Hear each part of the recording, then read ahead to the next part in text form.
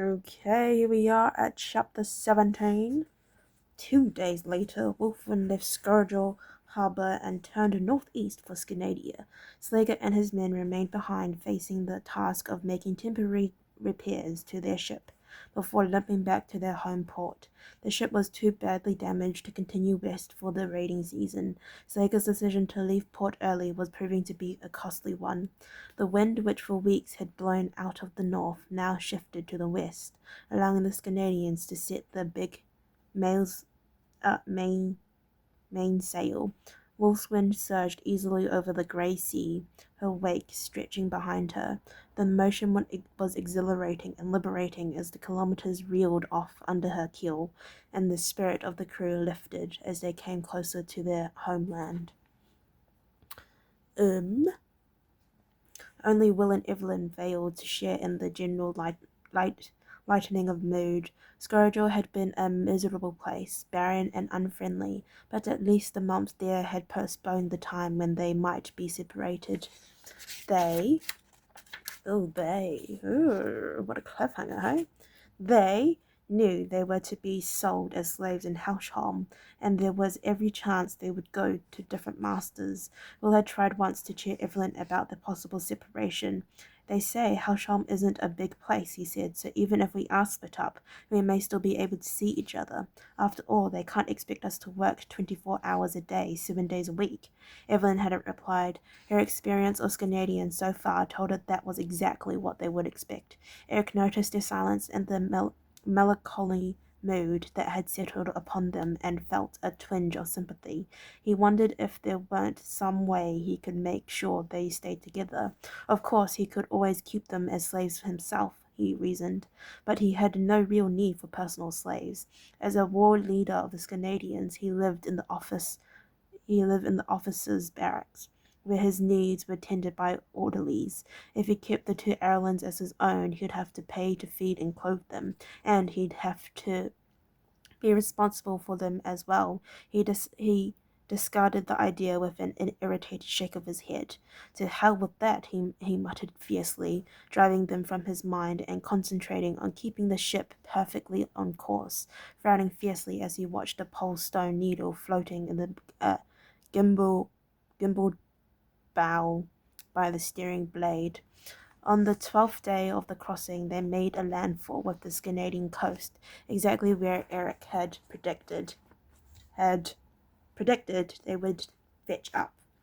From the admiring glances the men cast at the jar, Will could tell that this was a considerable feat. Throughout the following days, they edged closer to the shore until Will and Evelyn could make out more details. High cliffs and snow-covered mountains seemed to be the dominant features of Scandia. He's caught Loca's current perfectly, Swinkle told them as he prepared to climb to the lookout position on the mast's cross tree. The cheerful second in command had developed a certain fondness for Will and Evelyn. He knew their lives would be hard and pitiless as slaves, and he tried to compensate with a few friendly words whenever possible. Unfortunately, his next comment meant in a kindly fashion was little comfort to either Will or Evelyn. "Ah, well," he said, seizing hold of a halyard to haul himself to the top of the mast. "We should reach home in 2 or 3 hours." As it turned out, he was mistaken. The warship, finally under oars again, ghosted through the thick fog that shrouded the Hausholm harbour. Much barely an hour and a quarter later, Will and Evelyn stood silently in the waist of the ship, as the town of Hausholm loomed out of the fog.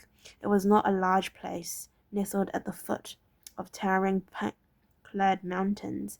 Hausholm consisted of perhaps 50 buildings, all of them single-story and all apparently built from pine logs and roofed with a mixture of thatch and turf.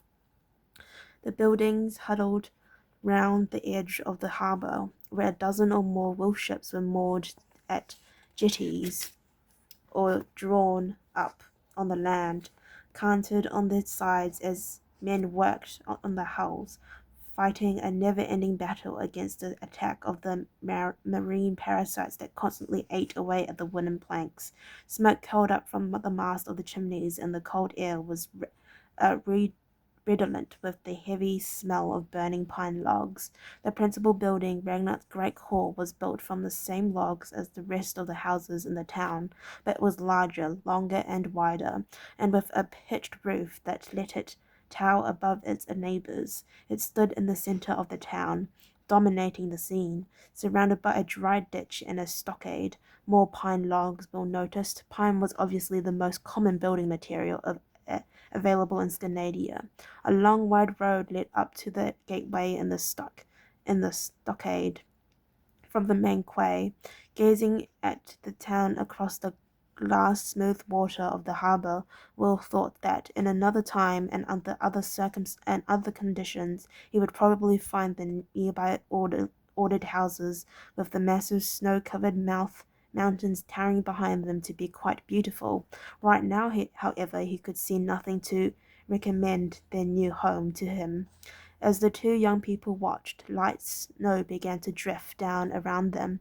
"I think this is going to be cold here," Will said quietly. He felt Evelyn's chilled hand creep into his. He squeezed it gently, hoping to give her a sense of encouragement, a sense that was totally foreign to the way he himself was feeling in the moment. Okay, well, thank you for listening to me read chapter 17. If you'd like to listen to me read chapter 18, then please stay tuned, and I'll see you next time. Bye bye.